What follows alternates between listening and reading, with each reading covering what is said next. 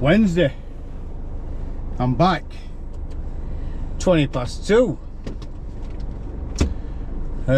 So, been out arranging a funeral for a lady in our community.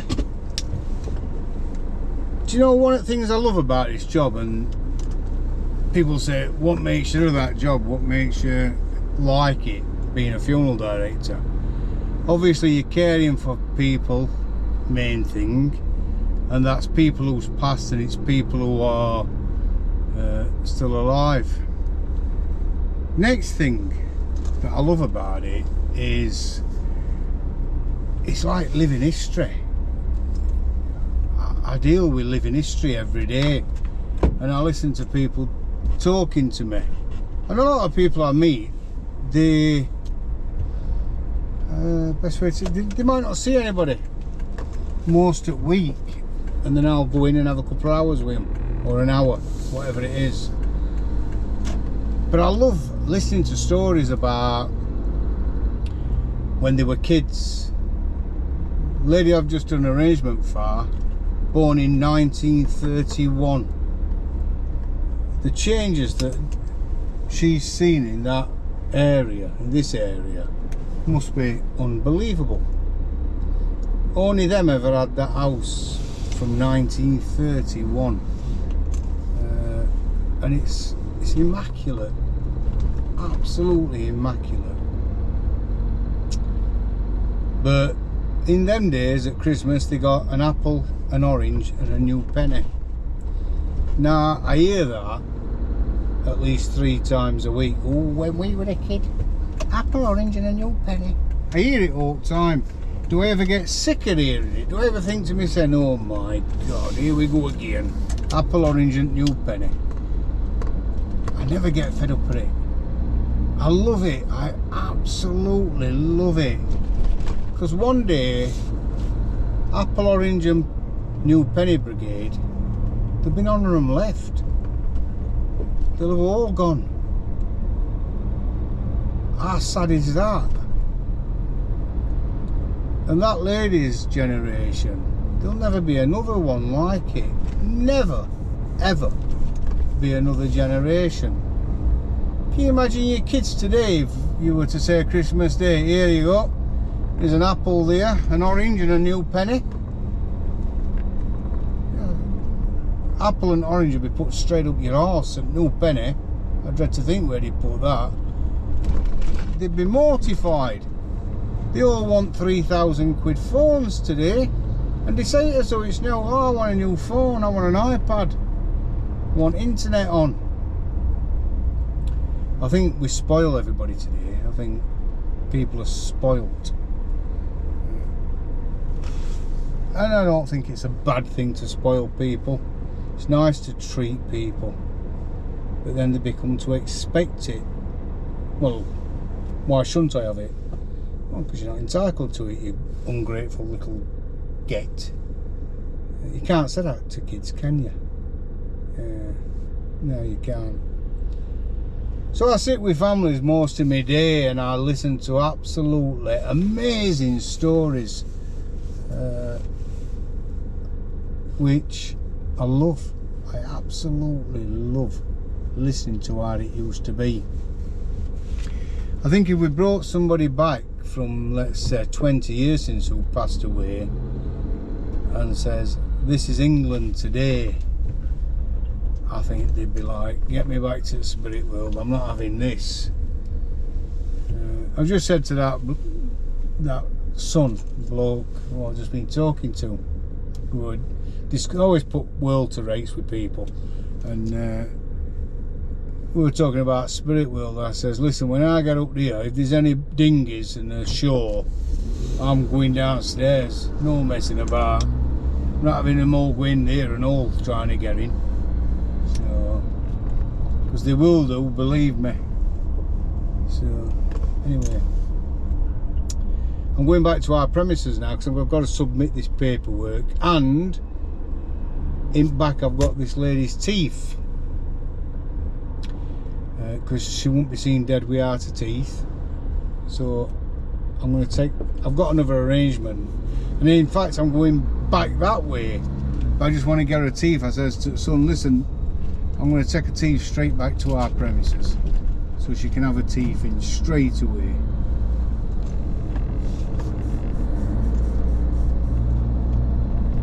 If anybody's thinking of joining the funeral industry, or anybody wants to be a funeral director, or a driver bearer, or an arranger, or a mortician, or whatever, go for it. For God's sake, go for it. Honestly, you'll not regret it. It's amazing. It's the best vocation ever. Apply to CoOp. Independent saying apply to CoOp. Yeah, you've more of a chance of getting in industry if you work for CoOp, because their turnover of staff is quite high. They don't keep people that long. I mean, CoOp in Sheffield had some amazing, fantastic people working for them. And I mean, proper creme de la creme at the funeral industry work for CoOp. Vic, amazing guy Vic. He were... What Vic didn't know about funerals weren't worth knowing. He were their FD. And they were all the same, all old CoOp people were fantastic. And then CoOp had a big shake up and decided, we'll get rid of them lot, we'll set new ones on. And they have done. And I'm not knocking them, I'm not knocking these new ones that started, but half of them ain't got a clue what to do, because they're only young and they've no life experience. And you need life experience in this job. You've got to be a people person.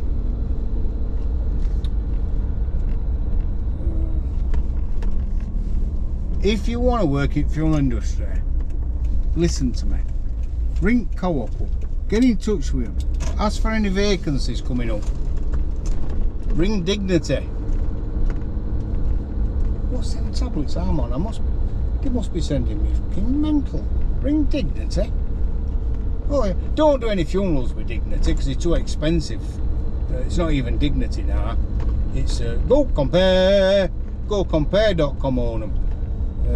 They'll change names soon. It's not even owned by Dignity.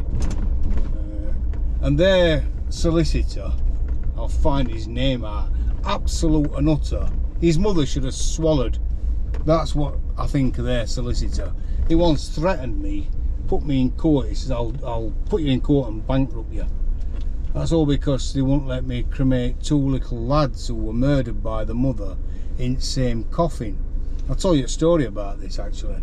We're looking after two young lads and they were never separated. Slept in the same bedroom, always played out together, always together, these young kids. And I'm not going to say mother, I'm going to say the vermin that gave birth to them. And the thing, best way to describe him, lover, because he's not a man, he weren't human, decided that they were going to murder these kids. And they succeeded in murdering two of them. And we looked after these two kids, brought them into care. And when I heard about them never being separated, I thought, we'll put them in the same coffin, have a bigger coffin made and put them in that. So we did. And then I contacted the crematorium that were owned by the Dignity Group and booked the funeral in, and I says, it's just one coffin with these two little lads in it. And they said, oh, you can't do that. No, you can't do that. We don't allow it. And I says, why not? No, we don't allow it. And I says, yeah, I can do it. I've done it before. I did it for a man and wife who were always together. And they died within a few hours of each other, and I did it at the same crematorium, your crematorium. Before you had it, it would CoOp, and they let me do it. No, we don't let you do it. It's not our policy. You're not doing it. And in the end, they basically caused me some rate trouble. I did do it in the end. I went to Home Office, and I got permission from Home Office to do it. They couldn't argue with Home Office. Theresa May was the PM then, Prime Minister, and that's how far it went, and I can prove what I'm saying because we've got documentation from it. They were told, Dignity was told by Parliament that as long as the next of kin were aware that they wouldn't get individual ashes back of a person, and they were happy with that, then there were nothing in law to say that you can't cremate two people in the same cremator. Their solicitor weren't impressed. In fact, they banned me from crematorium shortly after it, and he rang me up and says, "You think you're clever?" And I says, "I think I'm clever." "No, I know I'm clever. I told you I could do this. You said I couldn't. I've proved I could. So yeah, I am clever."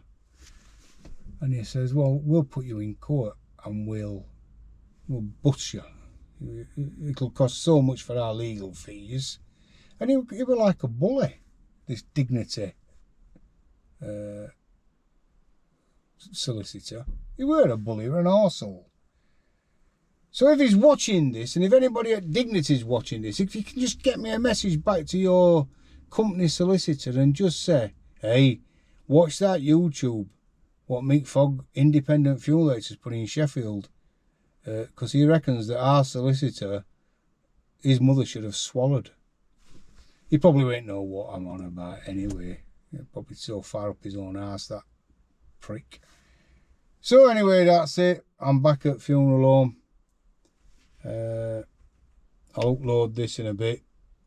I'll put them both on today. So I'll catch you all a bit later on.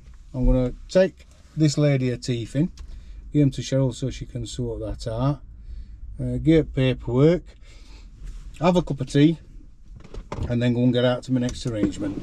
Look after yourselves, everybody. Please subscribe if you're on YouTube. Please follow us if you're on TikTok. Please, whatever you do on other one, Instagram. We started posting stuff on there. Can't keep up with it at the minute, seriously.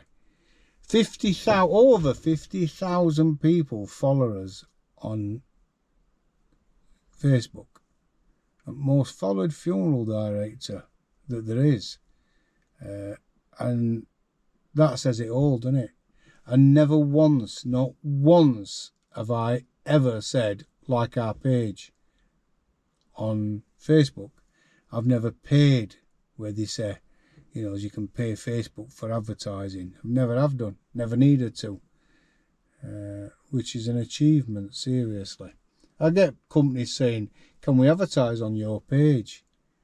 But we don't advertise on it. It's just my page. So that's it. Yeah, you were right. He says that going, and 10 minutes later I'm still talking. Have a cup of tea, everybody, and enjoy the rest of the day. Catch you all later.